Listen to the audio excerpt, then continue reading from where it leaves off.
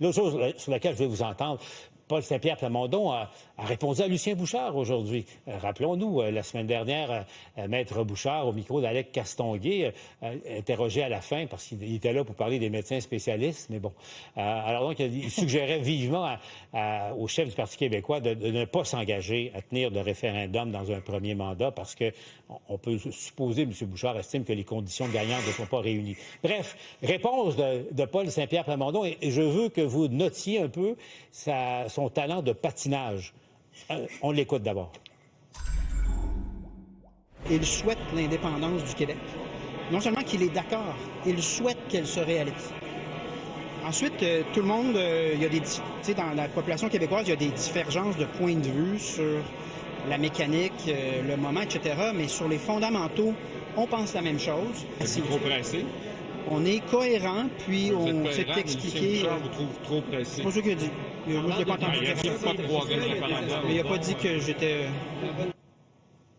Et ça a continué comme ça. Donc, alors, une note de 0 à 10, Gaétan, parce qu'on comprend qu'il a pris bien soin de ne pas confronter Lucien Bouchard, là, quand même. Oui, je lui donne 7,5. Je pense qu'il a fait bien attention de ne pas confronter Lucien Bouchard pour des raisons qui sont évidentes.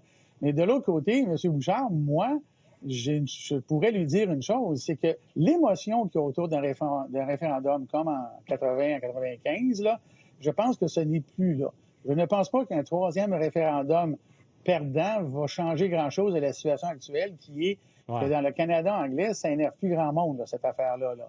À moins qu'il y ait des sondages qui seraient très, très en faveur. Gaétan, très humblement, je te dirais qu'en 95, avant le référendum, on disait qu'il n'y avait pas d'émotion, jusqu'à ce qu'il y en ait. Exactement. Mais tu as tout à fait raison. Mais c'est pour ça que je dis qu'aujourd'hui, pas sûr que... Okay. Moi, là, mon postulat, et je ne suis pas en faveur du référendum, là, mais mon postulat est que les gens sont prêts à voter pour le PQ dans la situation actuelle. Là. Maintenant, au mois d'août 2025, quitte à ce qu'il y ait un référendum pour lequel ils vont voter contre. Je pense que c'est une émotion différente. Bon, alors donc, autrement dit, la troisième édition du même film.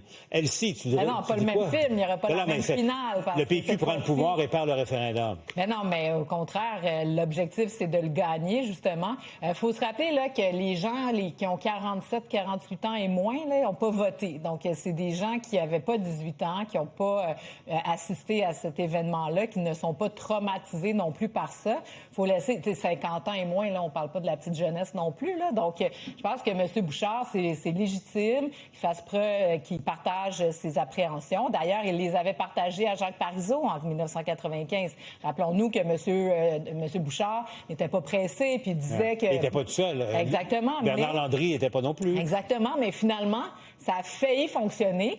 Puis M. Bouchard a été un des grands artisans de ça. Et donc, c'est très habile aujourd'hui de PSPP de dire, mais M. Bouchard est encore indépendantiste. Puis ce qu'on peut comprendre, c'est qu'il lui tend la main parce que le mouvement souverainiste aura besoin de lui. D'ailleurs, ce sera les commémorations du 30e anniversaire là, dans quelques semaines. Et puis, M. Bouchard, sera là pour parler d'indépendance et des raisons profondes. Il est un des plus grands orateurs que le Québec ait connu. Un des plus inspirants. Gaétan, parce que je vais entendre Rodolphe. Le retour de la laïcité du référendum, n'est-ce pas merveilleux? Rodolphe. Non, mais moi, je trouve que, honnêtement, M.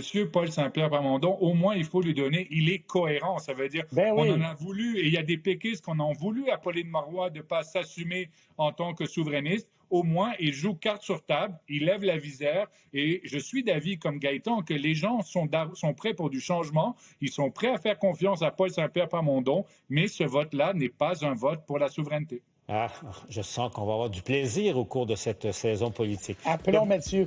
Ça va tellement bien dans le Canada, tu sais.